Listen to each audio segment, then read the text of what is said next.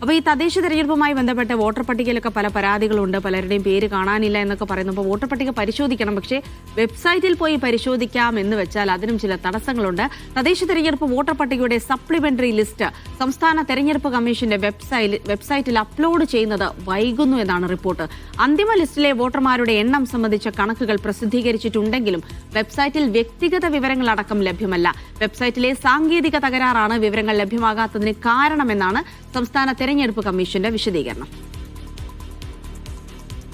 Safan VP വിവരങ്ങൾ നൽകും. സഫാൻ, എന്തുകൊണ്ടാണ് ഈ വെബ്സൈറ്റിൽ അപ്ലോഡ് ചെയ്യുന്നത് വൈകുന്നത്? പ്രത്യേകിച്ച് ഒരുപാട് ആളുകൾക്ക് കാര്യങ്ങളൊക്കെ അറിയേണ്ടതുണ്ട്. അപ്പോൾ വ്യക്തിഗത വിവരങ്ങൾ അടക്കം ലഭിക്കുന്നില്ല എന്ന് പറയുന്നുണ്ട്. അപ്പോൾ ഈ തകരാറുകൾ എന്നത്തേക്ക് പരിഹരിക്കാൻ കഴിയും?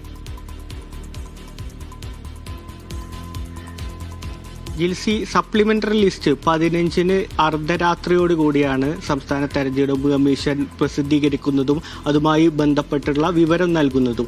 ഈ തദ്ദേശ സ്ഥാപനങ്ങൾ അടിസ്ഥാനത്തിൽ ഈ വാർഡുകൾ കേന്ദ്രീകരിച്ച് അംഗീകൃത രാഷ്ട്രീയ പാർട്ടികൾക്ക് ഈ ലിസ്റ്റ് പ്രിന്റ് ചെയ്ത് കമ്മീഷൻ നൽകുന്നുണ്ട്.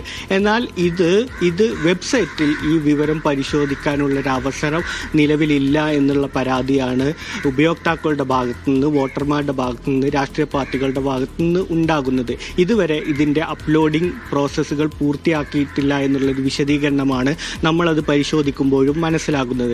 നേരത്തെ ഈ സപ്ലിമെന്ററി ലിസ്റ്റ് 14-ന് പ്രസിദ്ധീകരിക്കുമെന്നാണ് തെരഞ്ഞെടുപ്പ് കമ്മീഷൻ അറിയിച്ചതെങ്കിലും 15-ന് വൈകുന്നേരം അർദ്ധരാത്രിയാണ് ഈ ലിസ്റ്റ് പ്രസിദ്ധീകരിക്കുന്ന ഒരു ഘട്ടത്തിലേക്ക് എത്തുന്നത്.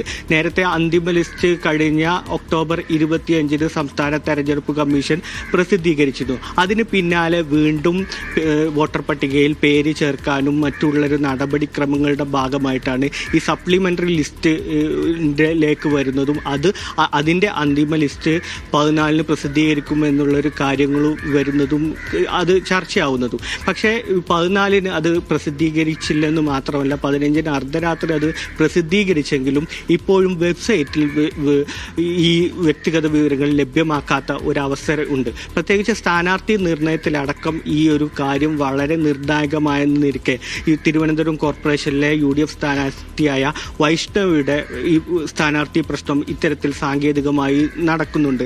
മറ്റ് സംസ്ഥാനത്ത് തന്നെ സ്ഥാനാർത്ഥികളുമായി ബന്ധപ്പെട്ട് മറ്റു ചില സംഭവങ്ങളും ഇത്തരത്തിൽ ഈ വോട്ടർ പട്ടികയിൽ പേരുണ്ടോ എന്ന് ഉറപ്പിക്കാത്തതിന്റെ പശ്ചാത്തലത്തിൽ സ്ഥാനാർത്ഥി നിർണയം വൈകുന്ന ഒരു ഘട്ടം കൂടി ഉണ്ടാകുന്ന സന്ദർഭത്തിലാണ് വെബ്സൈറ്റിൽ ഇതുമായി ബന്ധപ്പെട്ടുള്ള വിവരങ്ങൾ ലഭ്യമല്ലാത്ത ഒരവസ്ഥയുള്ളത്. ശരി സഫാൻ, എന്തായാലും ആ ഒരു സാങ്കേതിക തകരാറ് പരിഹരിച്ച് വളരെ പെട്ടെന്ന് തന്നെ വെബ്സൈറ്റിൽ ഈ വിവരങ്ങളൊക്കെ അപ്ലോഡ് ചെയ്യാൻ പറ്റുമെന്നാണ് പ്രതീക്ഷിക്കുന്നത്. ഇനി